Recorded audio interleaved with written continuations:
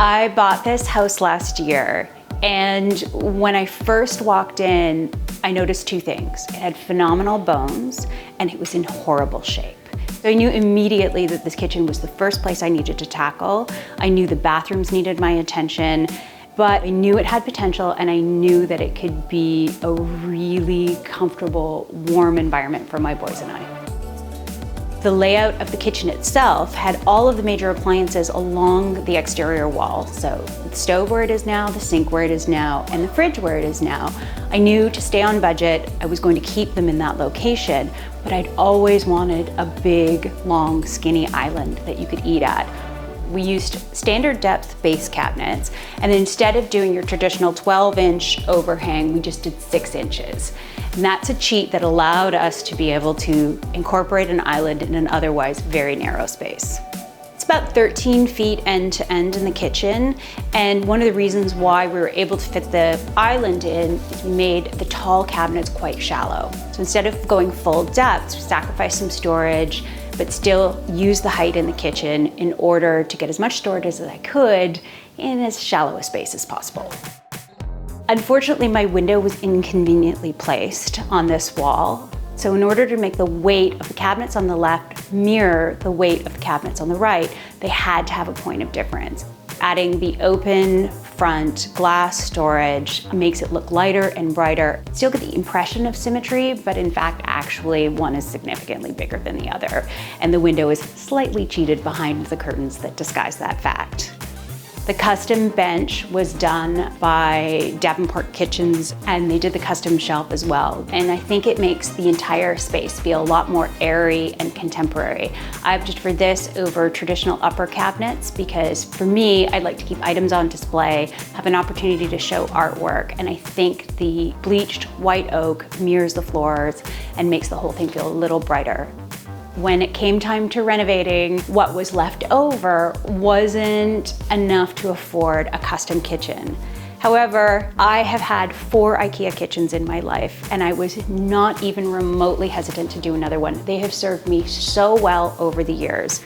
I knew that I wanted to use this particular cabinet base. It felt really classic, timeless, loved the darkness of it, and has a nice matte finish. And you can see I had to cheat under the sink. It's in fact a garbage pullout that allows you to access all the plumbing, but it mirrors the triple drawer front that I have in the base cabinets next to it. I think that's one of the reasons why this kitchen feels more custom than it is. I got the hardware from an unlikely source. It's from Amazon, and it was a bit of a risk. I found this leather and brass bin poles that immediately I knew I wanted them for the kitchen, and bought a whole bunch and crossed my fingers and hoped they would turn out well, and they have. The sconces are from Modern Comfort. I think they add that little bit of charm. The light fixture over the island was tough to find, but it's certainly a talking piece and a center point for the kitchen.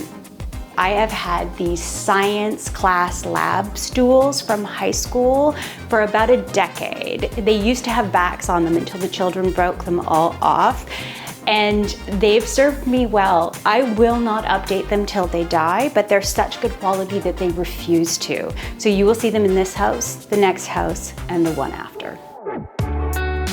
The biggest problem with this house was the bathrooms. Both of them had to be gutted completely. I got these fantastic floating vanities from Design Market.